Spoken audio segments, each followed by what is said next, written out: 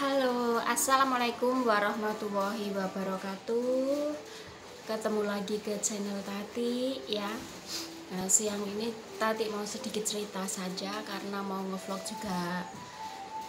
Hujan di luaran, hujan terus dingin juga ya. Hujan dingin juga, jadi Tati nggak bisa keluar ya. Daripada nanti basah kuyup kayak kemarin ya, sampai jaket-jaketnya basah ya, di sini saja. Ya, saya mau cerita masalah yang saya jaga ya, yang saya jaga dari semalam itu bikin rese, bikin gaduh. Ya, kenapa bikin rese, bikin gaduh? Ya mungkin kalau sebatas TKW itu sabarnya udah luar biasa, tapi mungkin masih butuh kesabaran lagi ya. Kenapa?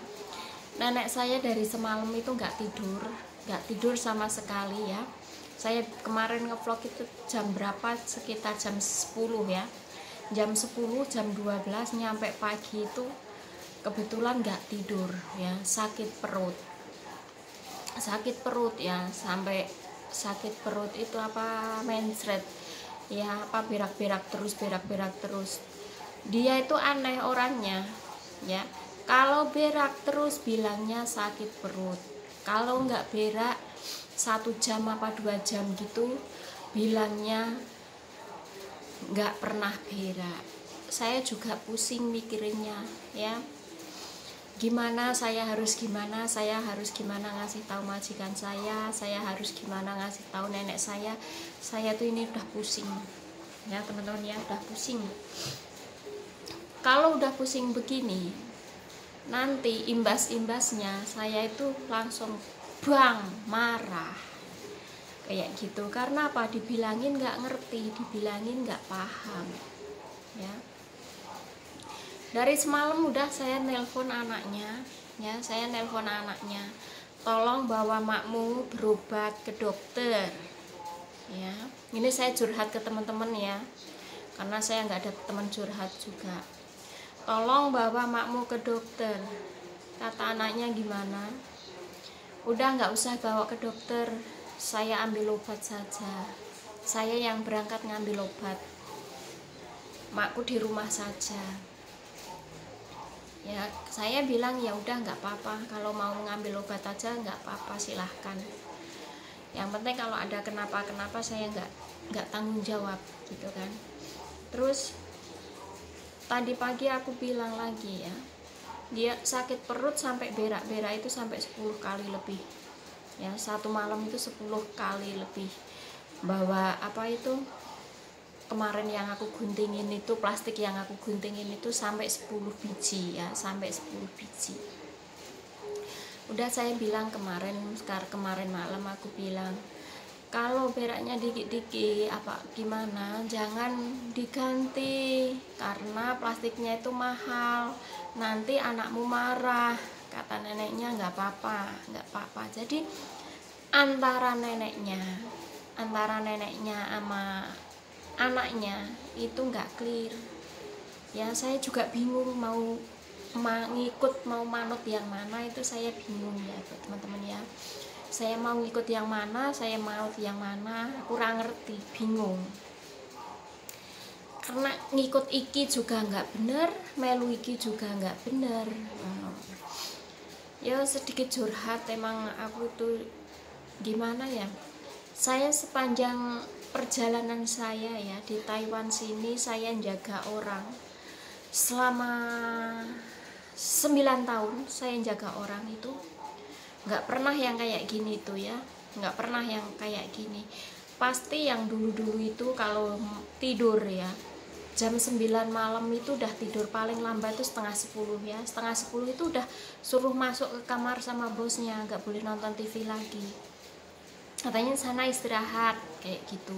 Seandainya neneknya itu bangun sampai 4 kali ya, apa kencing sampai 4 kali aja, bilang, Tati itu makku nggak bener, katanya itu kencing sampai 4 kali, tidurnya nggak pas, tidurnya kurang kayak gitu. Jadi nanti kalau tidurnya kurang itu ntar darahnya menurun kayak gitu ya.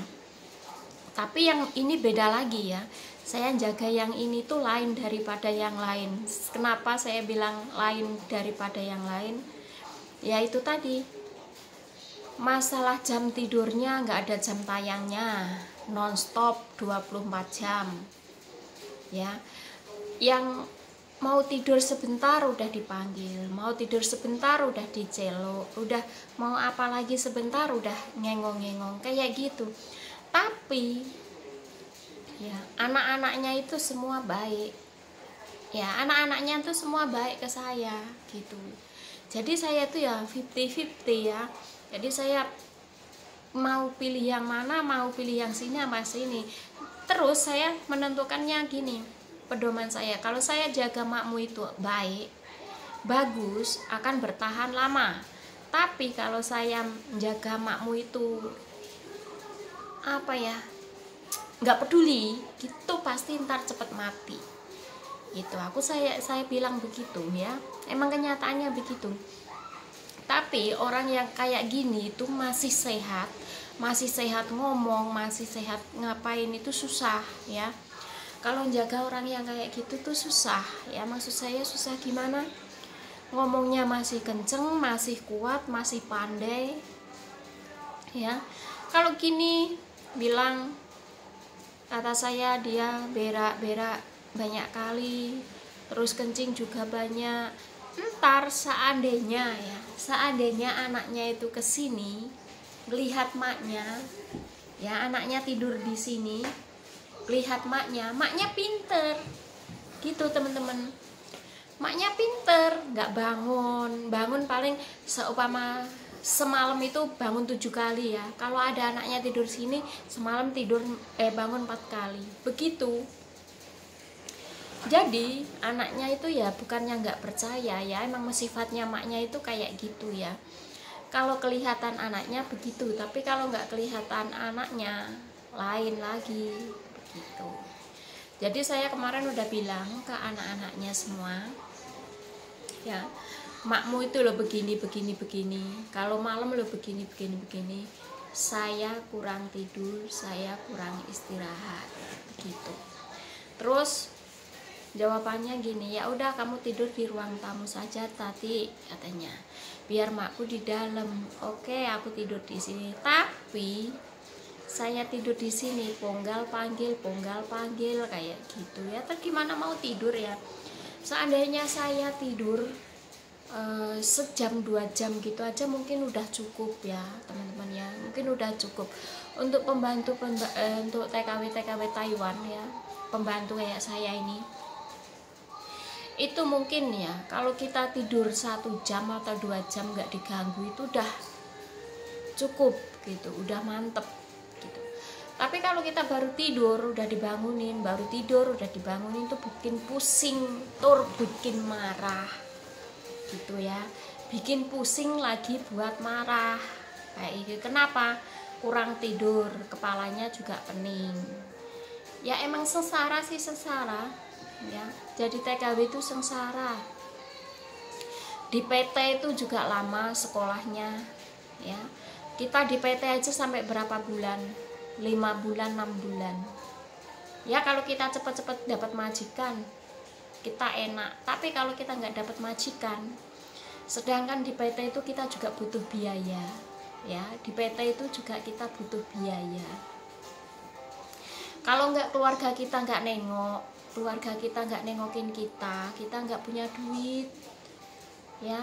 Padahal di PT situ juga kita pengen beli tempe goreng, beli geblik, beli apalah, telo goreng, beli tahu goreng kayak gitu kan ya. Kita itu pengen jajan gitu, belum ada bubur sumsum apa kayak gitu kan. Di PT itu ramai ya, ramai orang jualan.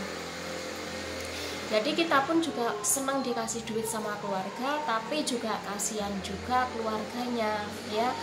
Padahal mintanya kita itu setiap minggu, setiap Sabtu itu ditengok. Sedangkan keluarga kita seandainya mau nengok kita, kalau nggak punya biaya, nggak punya sayuran ibaratnya mau dikasih kita juga nggak enak.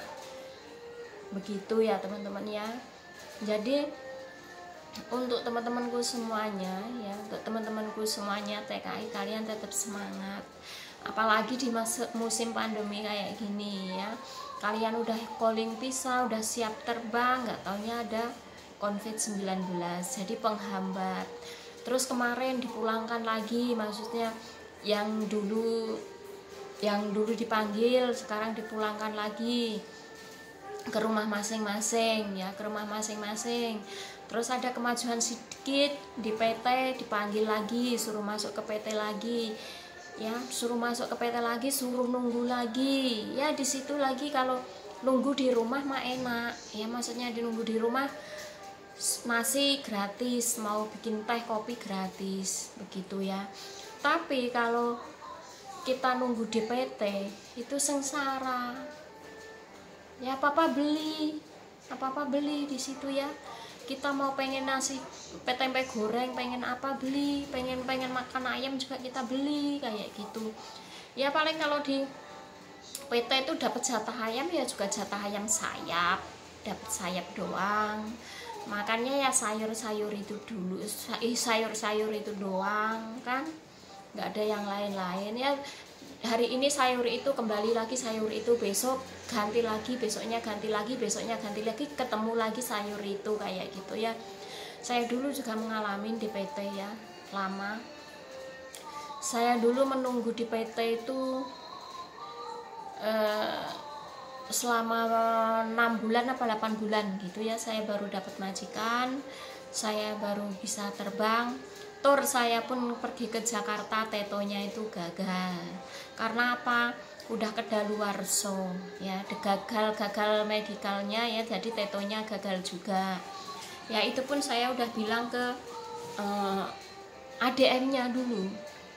Ya ADM-nya namanya Tuti dulu. Bilang gini, Mbak, ini punya saya tuh udah kedaluarsa. Kata si Tuti, nggak apa-apa Mbak, nggak apa-apa. Katanya masih boleh. Ya udah, saya nyampe Jakarta, teto juga gagal ya.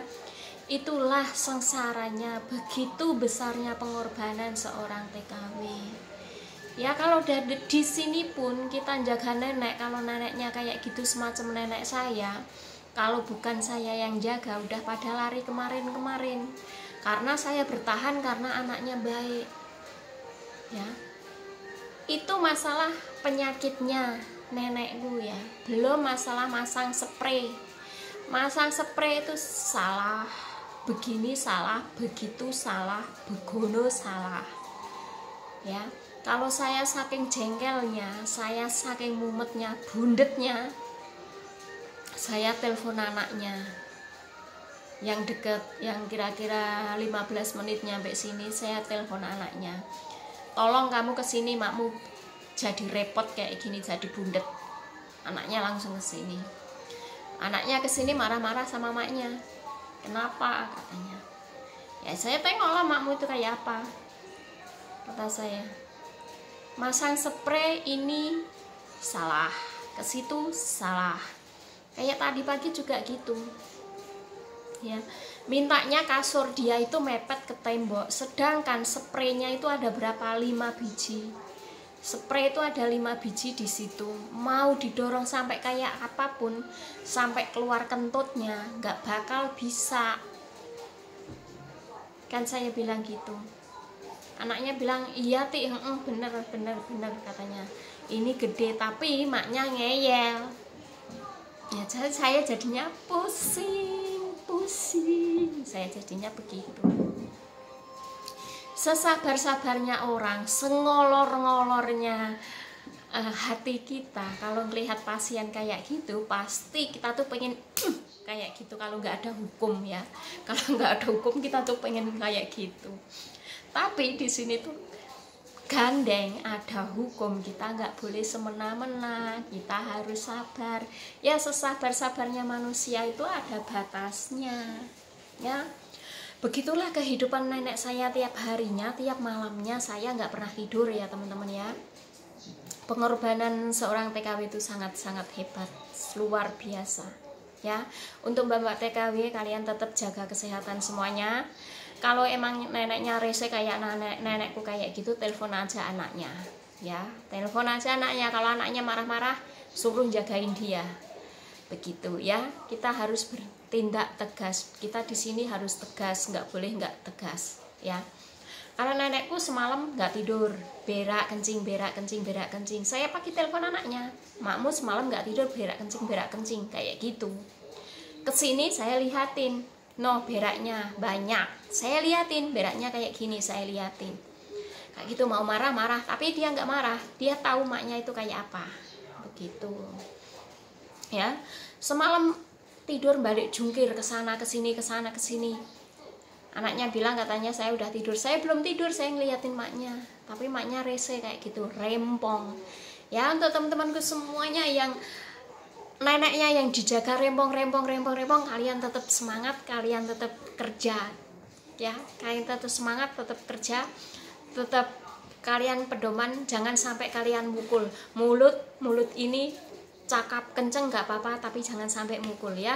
Yang seumpama kalian mukul, yang salah itu TKW 1 Indonesia kena semua ya. Untuk babaknya semuanya, tolong ya, kalau ada masalah ke apa-apa ke neneknya, tolong curhat ke majikannya, biar majikan tahu, jangan dipendam sendiri, nanti kalian sakit. Terus kalian kurang tidur, jadi ngomong juga ke majikannya, jangan sampai terpendam ya. Ya sekian dulu kabar dari Kak Tati, borak ya. Salam dari Sati, salam pasuduran selalu, jangan lupa like dan subscribe Curhatan Tati. Wassalamualaikum warahmatullahi wabarakatuh.